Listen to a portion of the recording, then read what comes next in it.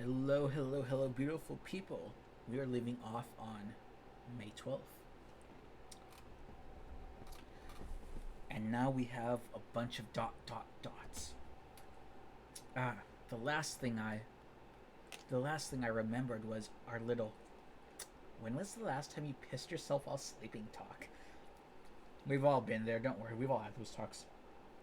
I had to tell her about the time I got so drunk I wet my pants in the middle of the boarding house. I can't actually even remember the last time I pissed my pants. Must have been when I was a child, so hopefully boarding house, it was like when he was in elementary school, but maybe it was middle school, maybe it was high school. I don't know.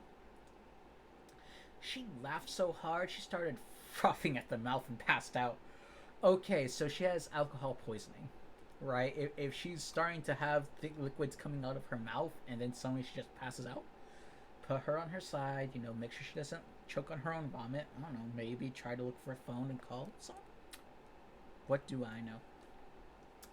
I woke up with a splitting headache. Oh man. Morning already. Light poured in through the frosted window. I pulled out my phone and checked the time. 7 in the morning. I'd gone to sleep somewhere between 2 and 3, which probably wasn't quite enough sleep. At least I didn't wake up to some horror movie scene. It's not like this is a horror game or anything. The building wasn't in ruins, and the girl wasn't actually a skeleton. Though, in a way, this might have been worse. Damn, I wish she was a dead skeleton. Ugh. She was spread out on the floor on the other side of the mini table. Her breathing was mixed, with some weird gurgling sounds, almost as if she was choking to death. I hesitantly looked at her. The saint that saved me from the hell I was in last night had puked in the middle of her sleep. What was I supposed to do here?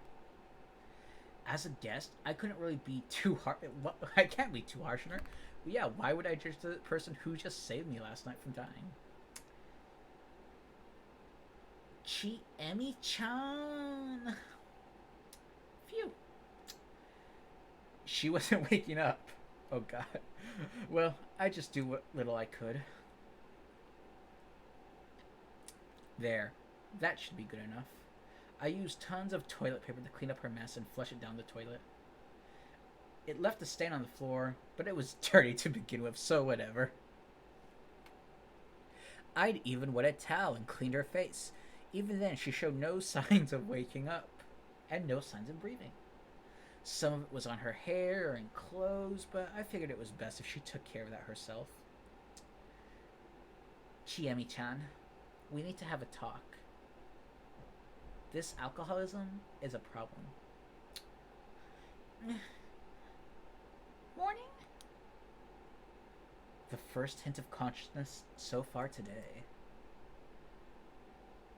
I'll be leaving for a bit. Without waiting for a response, I walked to the entrance. She'd have to take a shower and change and all that, so I'd kill time outside. I stepped into my still damp shoes with my bare feet. My socks were in the washing machine with the towel she gave me to wipe my legs, and reached for the doorknob. I opened the door and was greeted by a gust of wind. The raindrops gathered on the leaves of the tree next to the building flew right into my face, making me grimace. Damn those tree drops. The rain from last night was already over. The sky was pretty clear, but despite that, I noticed the visibility of my surroundings was poor. The building was surrounded by leaves. The old structure was basically buried in a forest of trees, about as tall as itself. There were branches poking into the exposed hallway. It almost felt like they'd reach out and grab me if I wasn't careful. I kind of felt like I was in an overgrown ruin. I turned around and saw the room and Chieme just as I left them. Yup, it was all real. I closed the door. There were other rooms in this building, which made me wonder if they were occupied. Hell, I wondered the same thing about the area in general. I pushed the branches aside to see if there were other buildings nearby. Suddenly, something entered my vision. It didn't feel right. Wasn't that the narrator from the options section? I forgot her name. Rakishi, Rashika, something like that. Something that shouldn't have been there. The leaves I moved revealed a woman, clad in curious clothing. The moment I recognized her as such, she opened her closed eyes. Did our eyes meet? Did she want me to change my options? Another strong wind. I shielded my face from the spray of raindrops. And when I looked outside again, the woman was nowhere in sight. Was that an illusion? If not, then what? What kind of place was this? It could have been a real Hicksville, a marginal village, a bunch of actual ruins, or an illegal settlement. I had some theories, but I set them aside for now. It seemed like a place worth exploring regardless.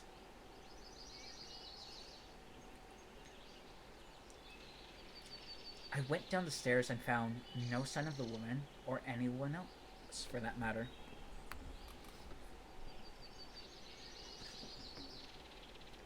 A short distance away from the building, I turned around and sure enough, it was pretty much covered in trees. I went to the place where I saw the woman. There were footprints in the grass here. Maybe I'd find her if I followed them? Should I stalk another woman? They led me to an open area. It was unused, but it looked like someone was trying to do something with it. Was it supposed to be a construction site? Even if it was clearly abandoned. There were large rocks and a lot of sediment near a prefab, because we all know what a prefab is. Clearly I do. I won't even define it.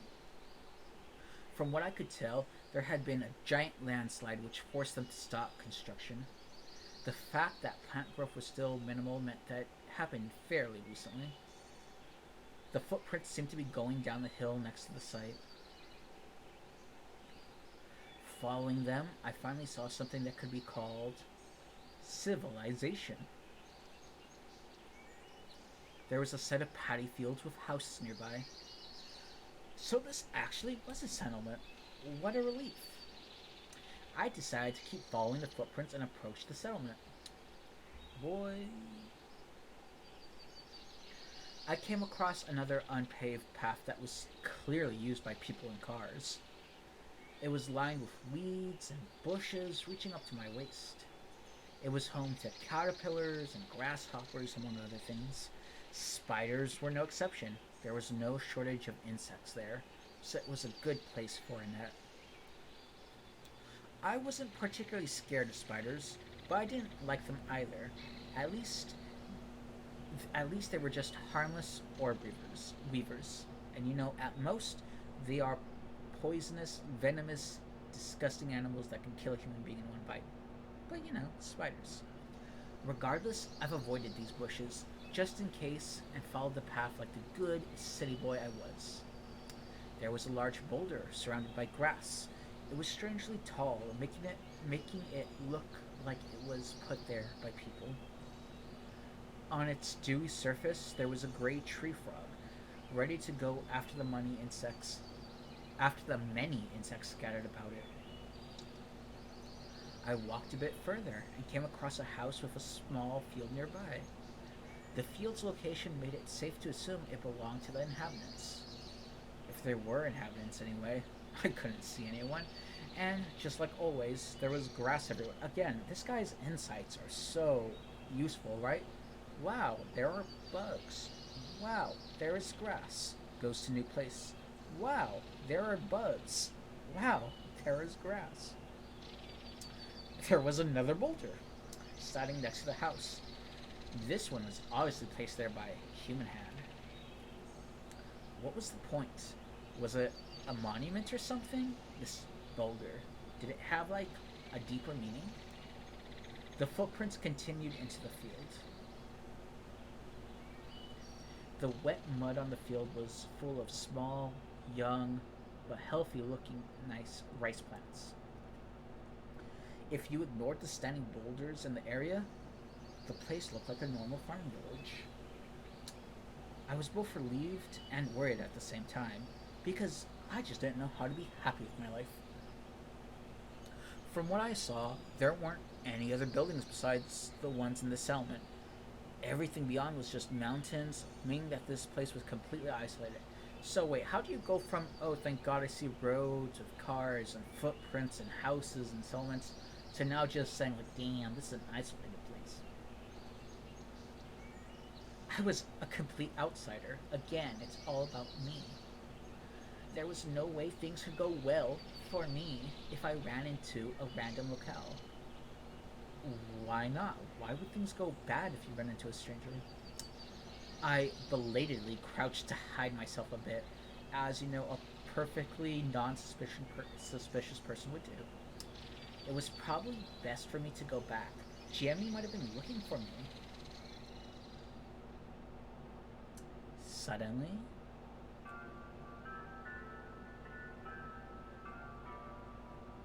I heard a sound.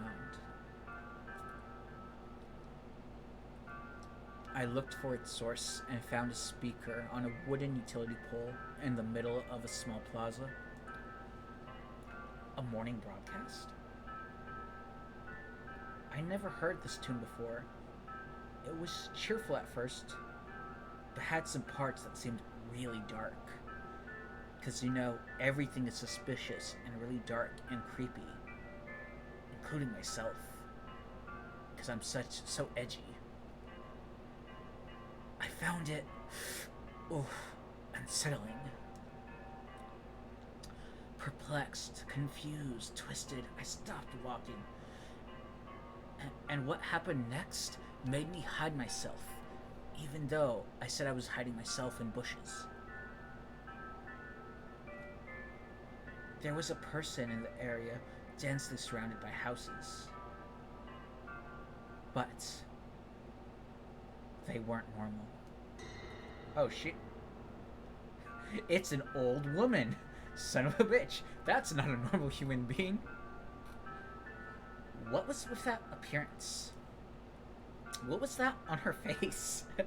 And those shoes. Really? I mean, I know I'm supposed to be barefoot, but those shoes though.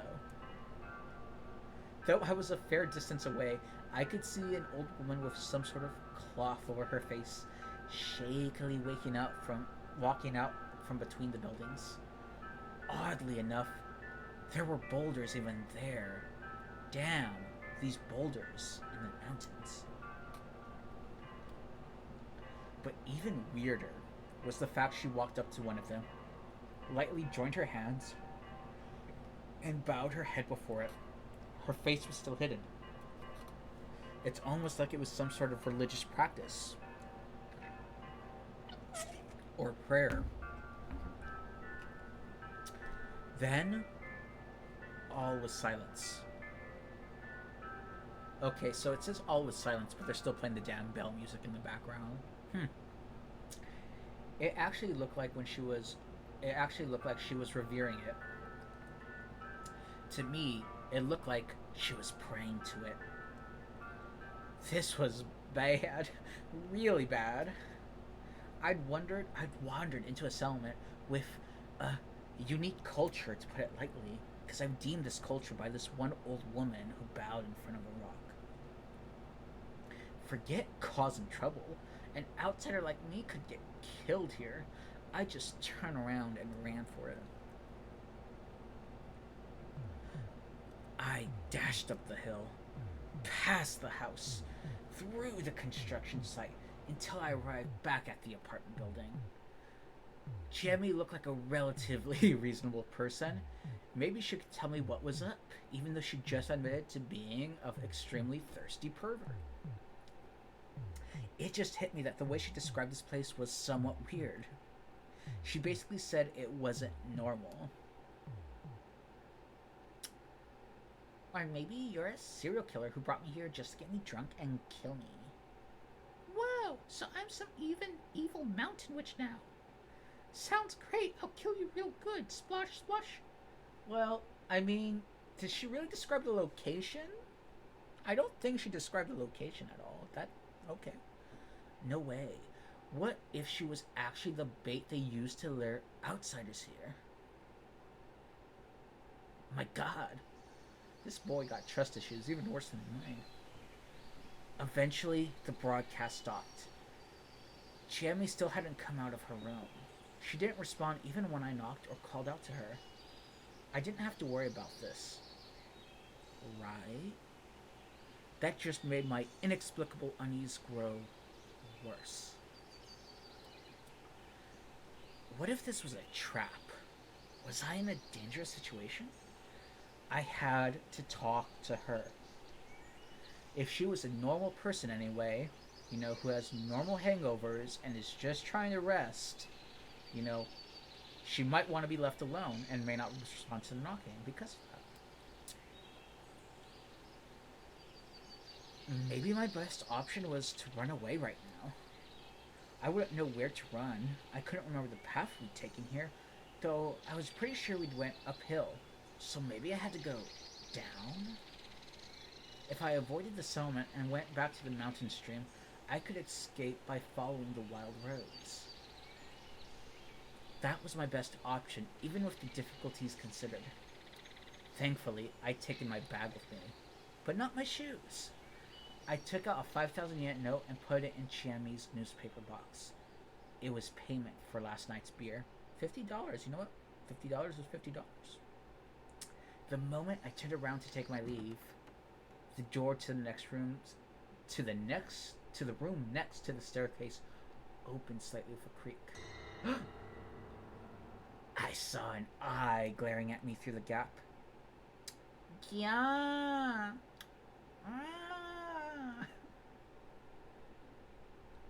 Her high-pitched scream pierced my eardrums, and I screamed too, scared shitless, and ran for it. Suddenly, I stepped onto the wet hallway floor at a bad angle, and I fell. Thud, thud, thud. Haru-chan? What's wrong? Whoa, who's this old guy? Ah, who are you? And are you alright? Who am I talking to? The reasonable sounding voice prompted me to shake off the pain and raise my head. Oh, there were two boys in formal looking school uniforms. One of those uniforms was clearly too big for the younger boy. Are you alright? He repeated the question. Yeah. I was just startled. You friends with Chiemi? Chiemi? Oh, you mean Chiemi-chan. Are you a friend of hers from college? She didn't tell us anyone was visiting. Oh, I just got into some trouble and she helped me out. There's nothing shady about me, though I know that's hard to believe. It really is, old man. Man, how do I handle this? Anyway, my name's Haruaki Fusaishi. I'm Yasunage Oribe. This is Chikamochi Kamoshida. Yeah, I'm not gonna remember any of these names, damn it. Just Mochi is fine. Good to know. If I called him that, maybe he'd stop calling me old man. I was only 24. And this is Haru-chan? What are you doing? What? We don't know him. Apparently this Haru-chan was the person who looked at me through the gap in the door and screamed. He seems safe. Come out. A moment later, she slammed the door shut, and a few moments of hesitation opened it up again. Oh, great. Another... Okay. Haru. Well. She looked like a student, too, except her fashion sense was exceptionally flashy. You see that bow? You see those two pins? You see those flowers on her wrist? You see that purple mismatch? Alright, maybe she was the most... She's flashy, but maybe not the most fashionable, you know? Who are you? Oh, now I'm gonna confuse all these voices. Name's Haruaki Fusashi for the 5th time, in case you missed that. I crashed my motorbike nearby, and Chiemi Serizawa-san helped me out, because she's no longer Chiemi-chan. Wait, are you saying you spent the night in her room? Yeah. She cut my short words with her ear-piercing shriek. Yeah! So, that's why it was so noisy. What were you thinking? You're not supposed to enter an unmarried girl's room. It's indecent. Like, what year do you think this is? This is clearly the 60s. Yeah, I was hesitant to, but Chiemi-chan was kind enough to let me in. Why are you acting like you've known her your whole life? Oh, wait, she's not getting out. Don't tell me. There's a 5,000 yen note in the door. Ear-shattering scream. Ah, she has become a prostitute! Don't tell me you... No. No. She just gave me lots of booze. I'm paying back for that. Gianni's body is worth way more than that. If I were to take her body, I'd pay at least 10,000 yen. So pay up. How dissolute. Because that's what middle schooler says. How dissolute. The hell were these kids saying? Hey, can you help me out? You drank with a girl you just met, and she's not coming out. I am judging you. Crap, I had no allies here. I didn't have allies between these 3 people. What's going on? And so the subject of the conversation joined in. Oh, Chiemi-chan, can you tell them what happened last night? Oh shit, it gets silent. Something was off about her aura. What happened to the lively girl she'd been yesterday when she was drunk?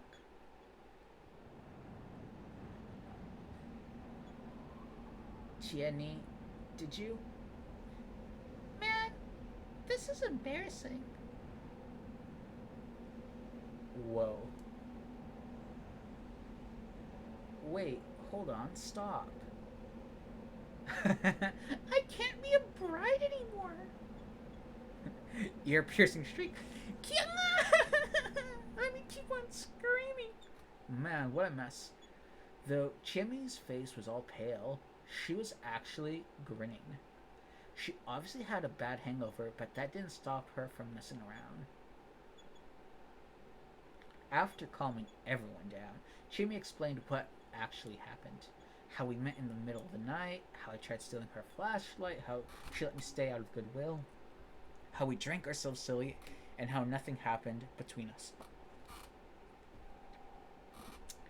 Man, it's been so long since I drank that much. Guess I wasn't prepared for it and puked it out. Did I have all these cases of beer ready and handy? Yeah.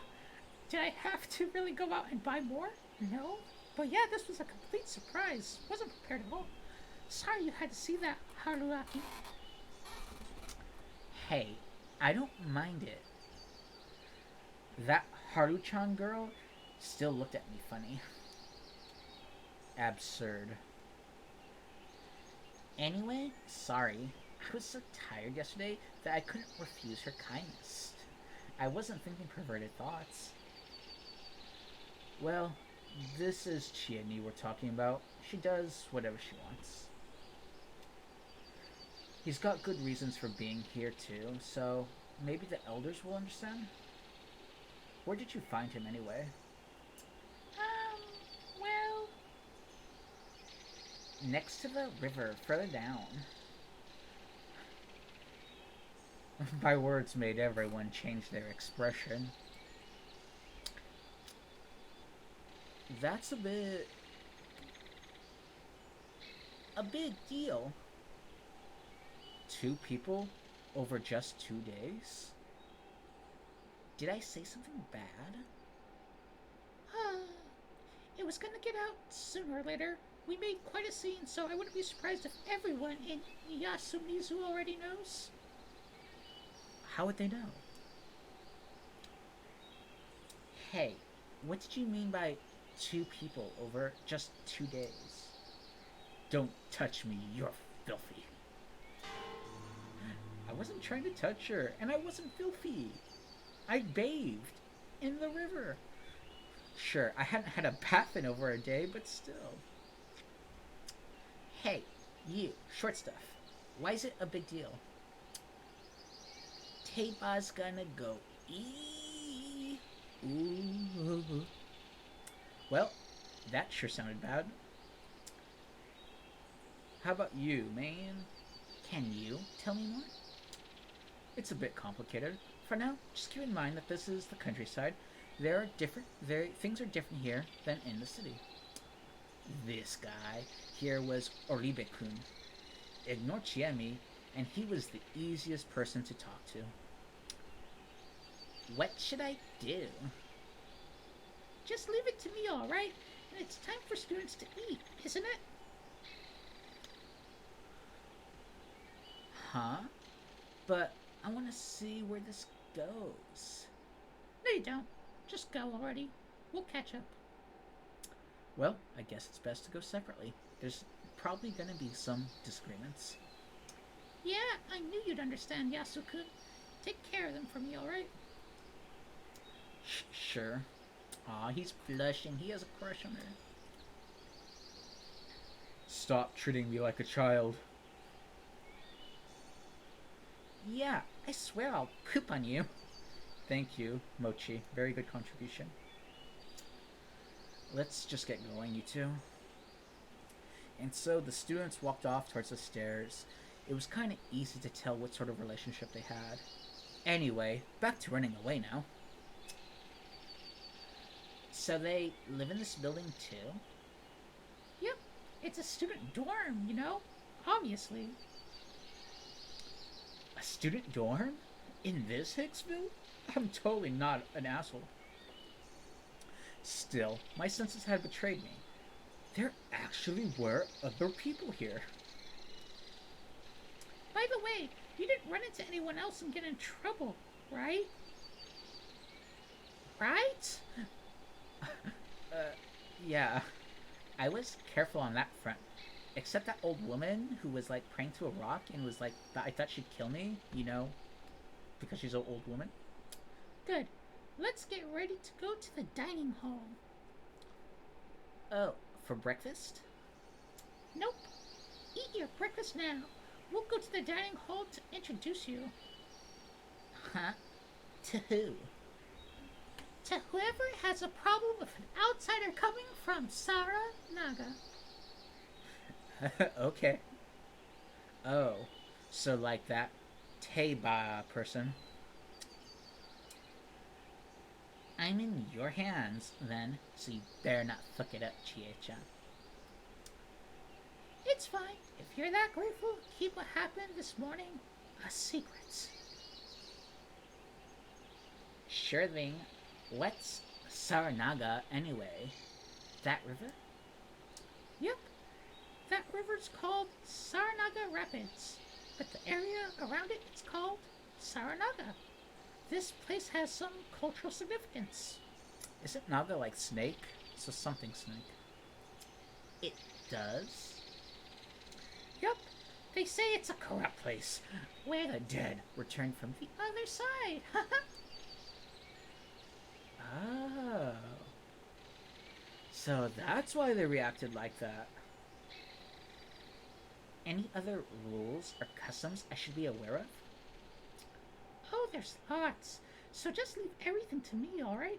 And if you fuck up, you'll die. Gladly, on all fronts. If I may ask, am I in danger? Because I originally thought you were luring me here to kill me, so I can trust your answer on this. Nope. But you should try to escape before something Unpleasant. happens to you. And you're gonna lay the groundwork for that? Huh? Yep, yep. Remember? Slosh, slosh, motherfucker. Slosh, slosh. The settlement I strayed to was a weird place, but at least the guide was reliable. And she wanted me to leave ASAP, huh? Question mark, question mark, question mark? That was depressing. Damn. She wants me to leave? That's sad.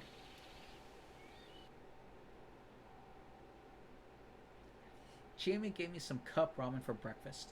She boiled the water in a small electric kettle. The girl herself was too hungover to eat anything. I did take the opportunity to pay her back for last night's drinks in person, though. Then we made our way to the dining hall. What are these boulders? They're like charms? I guess? They've been here forever. I've never seen anything like them anywhere else, so they must be bad. Oh, yeah? I guess they're kind of unique to this area. They're rocks, you know? She led me along a narrow path that I'd followed earlier. It doesn't seem like any cars use this one. It was very farm-y, I guess. Kind of goes along with that Hicksville I was talking about earlier. This area was also littered with those boulders. Some were cracked, some were broken, some were half buried in the fields. They were clearly religious symbols, but it didn't look like they were that important these days. Or were they? Dun dun dun dun. Now that I knew I was safe because I trusted someone I just hated at face value, I once again became curious about this place. Oh, there's a person. He was working on the field. That's Takumi Michan. Morning. Shiemi waved her hand. The man responded, but then froze mid-wave. Let's go. Are you sure we should? That guy looks pretty surprised to see me. Don't worry. He'll be at the dining hall soon. We'll explain things then, when we have you for dinner. Well, if she said so. As an outsider, I had no choice but to rely on her. This was the part of the village I saw this morning, where the buildings were more densely packed. I didn't notice it back then, but it was actually kind of weird, even though I said it was weird before. Basically, it felt desolate. The wooden bungalows, in particular, were more or less overgrown, buried in tall grass and other greenery. If this was all I saw of the village and someone told me it was abandoned, I'd have easily believed them, because God, this place is fucking awful. Did I emphasize that enough? How much I think this is a Hicksville? Let me emphasize it one more time. God. However, two of the buildings stood out. There was a hall right behind the hill. It wasn't that big, but it looked grand and well maintained. The other building was obviously the dining hall. It looked a bit dirty, but I could tell there were people inside. From what I could tell, it was the most lively place in this poor excuse for a community. Someone killed this motherfucker. Suddenly, the three students walked out, chatting about something. Ah, Gianni and Fusaishi-san. Morning again. Aren't you late? We took forever because Mochi doesn't stop saying nonsense. Yeah, I'm evil. Give me miso soup, or I'll kill you. Oh, you'll make it if you hurry. Behave in class, you guys. Half dashing, the three ran up the path we came from. They're all in high school, huh? Yep, there's a branch school all the way up up the mountain. All the way up. I was going there myself 3 years ago. Sounds like a hassle. It's not all bad. At least we get to live in that dorm. Jeremy was entirely straight-faced. There wasn't even a hint of a smile. Alright, let's get psyched. Yeah. I'm not convinced. That was a half-assed yes. We laughed a little and passed the curtain. What will happen next is anyone's guess. But I guess that'll be for the next video I upload. Peace.